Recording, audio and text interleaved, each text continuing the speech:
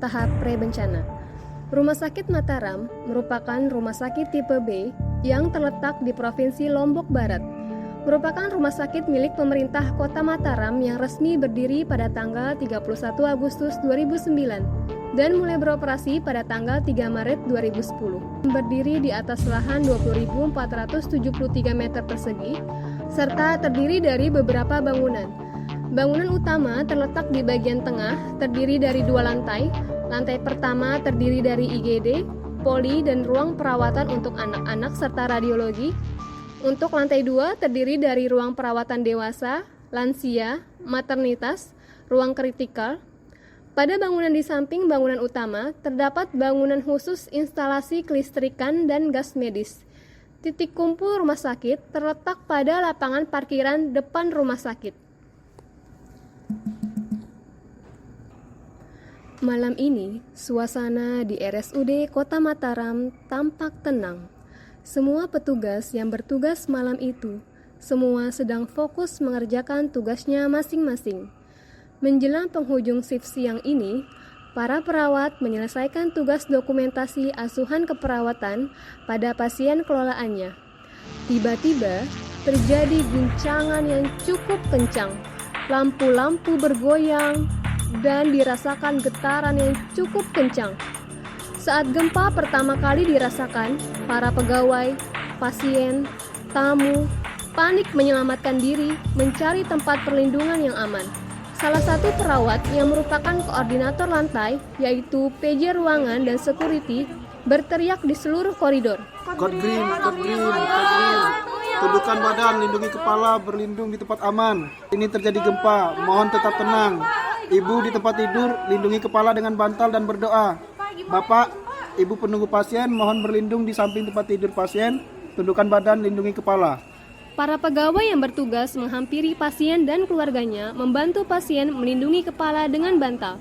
Kemudian, koordinator lantai di ruangan menghubungi koordinator teknik. Teknik, saya KL lantai 3 lapor dirasakan guncangan gempa di lantai 3.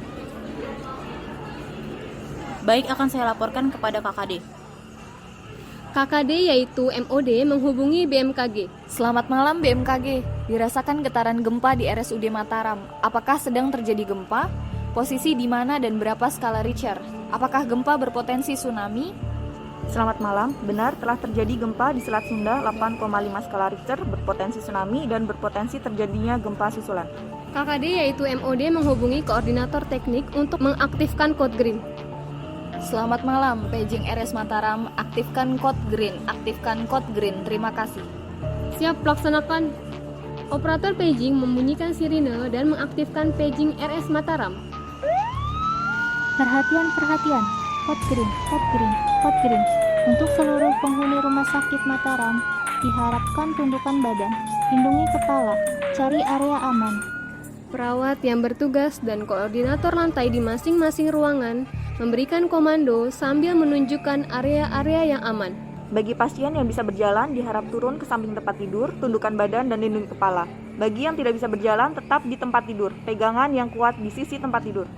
KKD atau MOD menghubungi koordinator teknik via HP. Koordinator teknik, periksa struktur bangunan dan laporkan segera. Siap, laksanakan. Koordinator teknik menginstruksikan operator paging. Pak, tolong umumkan kepada seluruh penghuni gedung sedang dilakukan pemeriksaan struktur bangunan. Tetap berlindung di area yang aman. Siap, laksanakan. Operator paging menginfokan kepada seluruh penghuni gedung. Kepada seluruh penghuni gedung, sedang dilakukan pemeriksaan struktur bangunan. Tetap berlindung di area yang aman. Selama beberapa saat, PJ teknik dan tim mengecek kondisi struktur bangunan gedung. KPKT melapor, ada retakan pada dinding bangunan di seluruh lantai. Gedung utama mengalami kerusakan minimal, gedung Geraha Mataram, dan gedung IGD mengalami kerusakan di bagian tengah. Koordinator teknik dan koordinator penghubung. Baik, laporan diterima. Terima kasih.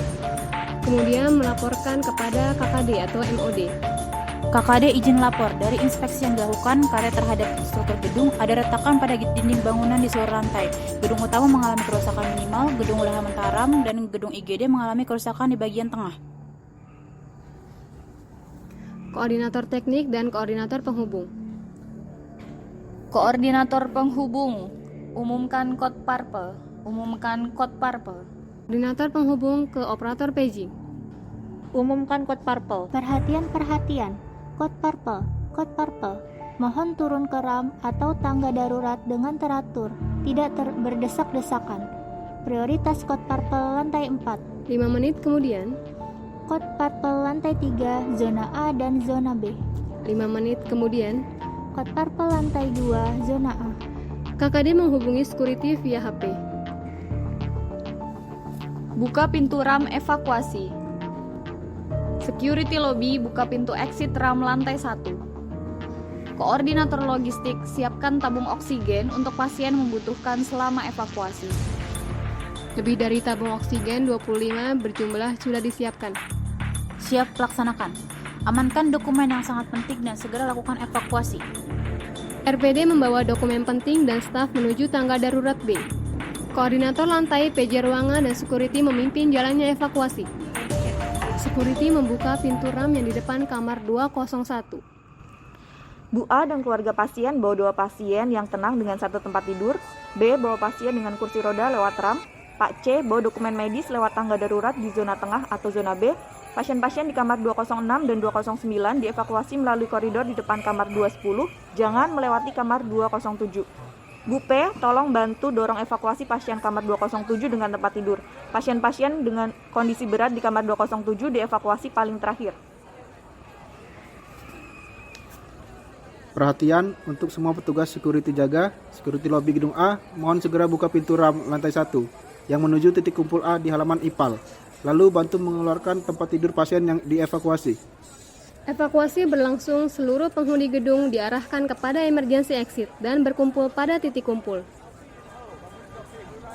Koordinator logistik, siapkan perbekalan logistik obat-obatan dan makanan. Koordinator farmasi, siapkan perbekalan farmasi untuk di area titik kumpul. Perhatian kepada seluruh KL, mohon melaporkan jumlah pasien dan keluarganya atau jumlah pegawai yang berhasil dievakuasi. Apakah semua sudah dievakuasi atau masih ada yang belum dievakuasi? Dan laporkan berapa orang, di mana, dan kenapa belum dievakuasi. Dimulai dari KL2, KL3, dan KL1. Tiap koordinator titik kumpul melapor ke koordinator penghubung satu persatu bergantian. Koordinator titik mencatat laporan jumlah pasien dan keluarga atau penunggu pasien. Koordinator lapangan mengambil alih instruksi saat berada di titik kumpul evakuasi. Koordinator lapangan berkoordinasi dengan tim PSC 119 untuk melakukan screening pasien berdasarkan tingkat cederanya. Pasien dengan cedera ringan dikelompokkan menjadi tim hijau dan dirawat di tenda darurat yang sudah disiapkan oleh tim PSC 119. Pasien untuk kategori sedang dikelompokkan menjadi tim kuning dan dirawat sesuai dengan kemampuan perawatan yang tersedia saat ini. Sedangkan untuk pasien dengan cedera berat dikelompokkan menjadi tim merah.